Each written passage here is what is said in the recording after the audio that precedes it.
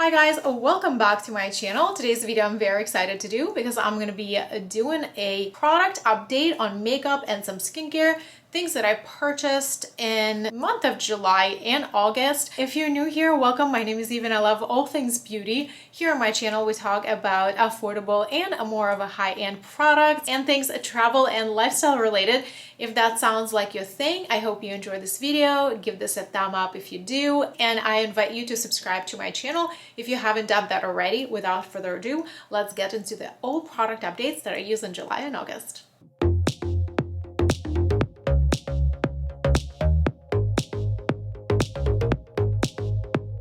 Today I'm going to be talking about mostly makeup. I do have some makeup brushes and some body tools, and I do have a few products that are skincare related. So let's get into it because I do have quite a few products to go through. I like to do this update speed review type of videos. Last year I used to do like favorites and fails type of thing. This year I decided to put a different spin to these videos, and they come out in the form of speed reviews and updates. We had a pretty large family vacation planned for the month of July, so I didn't really shop too much for that month because I really try to keep it very low because of that, because we were going away for 10 days to Turkey. I do have a separate video where I shared my experience and our trip with you guys. I'll have that video linked for you if you wanted to catch up on it. However, I still pick up a few curious things. In July, I placed a very small haul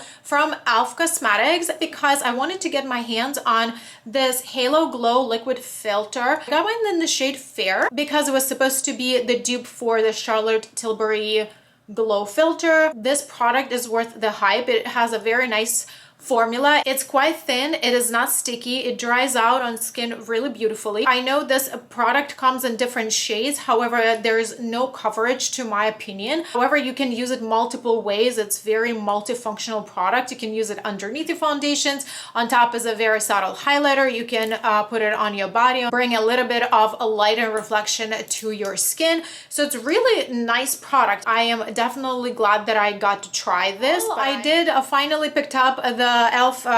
Camo Powder Foundation in the proper shade. I got mine in the shade Fair 150C. I purchased this product earlier in the year and the shade was way off on me, so I waited for a better time to get this. I really like the formula. I think it goes on skin really nice.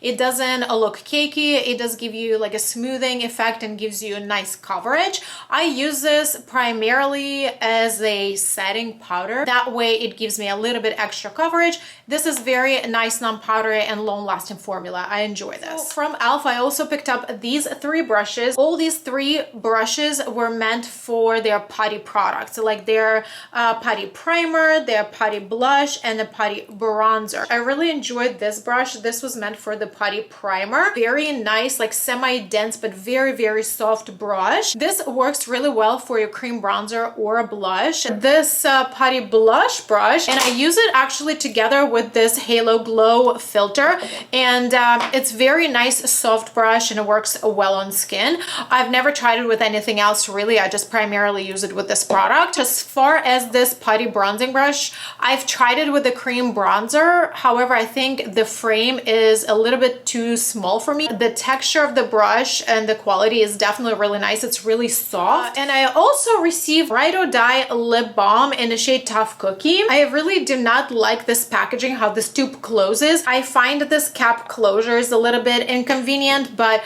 the shade is so beautiful. It's hydrating. It has a really nice opacity and high shine. However, there's really no applicator on this tube, so you'd need to apply it with a brush or your finger, and I feel like that way it's quite messy because the product is so pigmented and has a little bit of thickness to it, and because the product is pretty thick, it does stay on your lips for quite some time. However, I do recommend using it with a lip liner. For my personal liking, I find it a little bit goopy, so it's not my favorite formula. So this next product is quite interesting. Might come off a little bit as weird, but for me it was something new to try. This is this Echo Tool Dry Brush. It has a wooden base and a little stretchy strap to use it on your body. This is a pretty soft brush. This concept of dry brushing was new to me that I started trying in July. So I went to my chiropractor and he recommended me to use dry brushing for my water retention in my knee where I had my knee injury. If you're new here, 3 years ago, I did have a knee surgery on one of my knees. So with that type of injury, it is not uncommon to see water retention in the surgical area where the procedure was done. So maybe you try dry brushing. It sometimes helps to get that water towards your lymph nodes, and it's pretty easy to do at home if that's something that you also were looking into. So I think this one has a really nice quality. So another product that I randomly picked up back in July, the summer was still going on in full force, and I needed a new lip balm that was with SPF, and I tried this Sun Balm that has an SPF 30. This one has a banana flavor and it does smell and actually taste like a sweet banana. This is a very nice formula, you guys. It's very soft, it's not waxy, it stays on your lips for some time, so I really enjoy this. This is a really good one. Next I want to talk about the product that I did a dedicated full review and wear test video here on my channel, and this was a LANCOME foundation tinted doll, but a luminous version. Unfortunately, I no longer have that foundation. I ended up bringing it back to Sephora and making a return. You guys already know that I really love my tinted doll,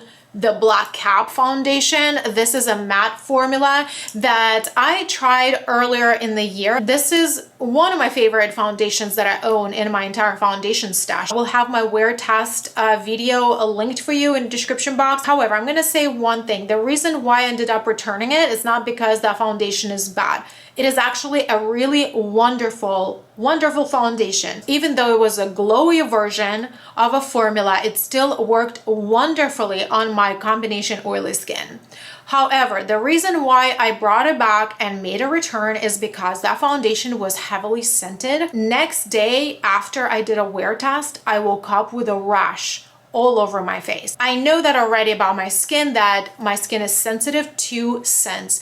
I cut out all the scents out of my skincare products, and I try not to use anything scented, especially when it comes to complexion products that really go first on your skin and sit there for the longest time. There are some products that I still have in my collection, in my makeup collection, they're slightly scented and then do not give me trouble. I initially was skeptic about that foundation when I initially detected the scent. I decided to give it a shot and it didn't go so well. That foundation is very pricey, so I did not want to hold on to it. I knew I would never use this again, so I brought it back and make a return. A very big launch that happened in August was from Patrick Ta. I've tested a bunch of his products. So when this product was launched, it was a no-brainer for me. I know it was pretty expensive. However, I knew that I wanted to try it. I have a full review and wear test on this product as well. I got mine in a shade Fair 3, and I have to say that this was quite a disappointment. I don't completely hate this duo, but I do not love it at all. This formula is very disappointing. This was just not sitting pretty on skin. Initially, it would look like a nice smoothing, light hydrating balm. However, it would always start looking like an old makeup, would look very cakey on skin. It would settle into my lines. I literally took it as a challenge. It was almost like offensive to me that I couldn't believe that Patrick Ta's complexion product would not work, even though I did find a way to make it work, like more or less. This is definitely not a long wearing formula. I could probably wear it casually here and there, but I am not eager to reach for this formula. This powder, however, I do like how thin it is. It is a nice finishing powder, and I've used a good amount of this around my eyes, like setting my eye area. It is thin, it is light, and it is non-drying. I've been reaching for this quite a bit. One very new and exciting product to me, or products I should say. This is a brand that I've never tried anything from before, Arefa brushes. They had their friends and family summer sale. It was buy one get one free, so I picked up 4 brushes. Yes, they are pricey, however they are an investment. Now I understand the hype for this product. These are natural bristle brushes. The shapes of all of these are so perfect, you guys. From left to right, I picked up 0, 3, 13, 14, and 15. All of these brushes, I understand the hype, I believe in this hype, and I'm hooked, you guys. At the end of August, Ulta started their 21 Days of Beauty fall event for this year, and I kept it really small. I did the inventory of my skincare, and I really wanted to keep it like a low buy and only get things that I truly was interested in. In today's video, I won't be going through all the products that I picked up from Ulta 21 Days of Beauty because I did do a dedicated video where I went over pretty much the entire haul of everything that I purchased. However, I did want to mention one product that blew my socks off. This is a Trip and Smooth powder by Uoma Beauty. Pretty cool packaging on this one, and the powder is stored inside of the circle, and to get the powder out you need to twist this clear portion to one side and the powder would come out from the bottom. I get mine in the shade Light, by the way. I wanted to say this powder blew my socks off. Like I said, it is so finely milled, so smoothing. It is pore blurring. I've been using it a lot on a daily basis because this powder is also very, very long wearing. Also, I tested these two products from Huda Beauty. This is her Faux Filter Concealer. I got mine in the shade Cotton Candy 2.3B. This is my new favorite concealer. It has a high coverage, it's pretty thin, and it's also self-setting in a way. If you don't like powdering down your eye area, this does not need to be powdered if you don't want to. This wears wonderfully, it doesn't fade. I love this. Let's also talk about the Love Fest eyeshadow palette. Beautiful packaging. I did do a separate review on this palette with a look tutorial. I love my warm neutrals. I know might not be necessarily an innovative color story. At times, Huda Beauty 9-pan eyeshadow palettes were hit or miss. This one is definitely a hit. Now, all mattes are very consistent throughout. They blend into each other really nicely. They're buildable, they're blendable. Shimmers are gorgeous. These two are more vibrant shimmers, and this one is more of a subtle shimmer, however, is very beautiful. I really, really like this palette. Another thing that I really, really like is this blush, you guys. This is by Clinique. This is a cheek pop blush in the shade 10 Fig Pop. So I'm actually wearing it today. Also used it in several of my videos already. I love this blush so much. First of all, the color gives you like the effect of a burnt cheek. This is a satin finish blush. It gives you a beautiful glow. Today, I'm not wearing any highlighter. This is just the effect from the blush. Absolutely love this. Beautiful buildable formula. Guys, I promise this is coming up. I have some Sigma palettes and my Pat McGrath palettes right here. Let me show you something that was a little bit of a flop. At first it was good, but then it was a flop very quick. One of my recent videos, I did mention that I was on a search for good brown liquid eyeliners, and I decided to pick up this one from Maybelline. This is a Hyper Easy eyeliner, and this is in the shade brown. This pencil has bristled brush tip, and you guys see what happened? Do you guys see that little thing sticking out? That was very unfortunate. This just all happened with me trying to put a cap on it. At first, when I got it, I would apply it on my bare lid and it wore wonderfully. It went on lid with opacity, beautiful brown color. Next time when I try to apply it, it was when I had shimmer eyeshadow on, and it wouldn't go on top of the eyeshadow. It would fade. I literally just used it maybe like 4 or 5 times. So this does not have any color to it anymore. So it's just purely gone. I am very confused with this product. This liquid liner had really nice reviews. If you guys have it, how do you use it and how long does it last you? Another product that I really like was this infallible bronzer. I got mine in a shade 250 Light. So this shade works perfectly for my complexion. Beautiful, beautiful formula, very smoothing, gives you a really nice pigment, blendable. Feel like it gives you a little bit of a coverage. I also love how long wearing this is. So let me also show you these 2 skincare products that I started using back in August. So this is your lactic acid, however, it also has a squalane in the formulation, and this is a vitamin C and squalane in a formulation as well. Pretty much have been using this for the last 2 months. In the morning, I primarily use my vitamin C's in the morning. And I have to tell you, this is a high concentration. This is a 10% vitamin C. Because it is in the formulation with the squalane, which is a hydrating ingredient and soothing on skin, this is very effective. However, it is very gentle. The same goes for this lactic acid. Lactic acid is the most gentle resurfacing acid out of them all. If you are just starting, if you're new to acids for your skincare, lactic acid is a good one to start with because it is very gentle, and squalane makes it even more gentle on skin. However, it's very, very effective. Time we get into this pile. I picked up these two palettes from Sigma, Cinderella palette. I had my eyes on this palette since it was launched.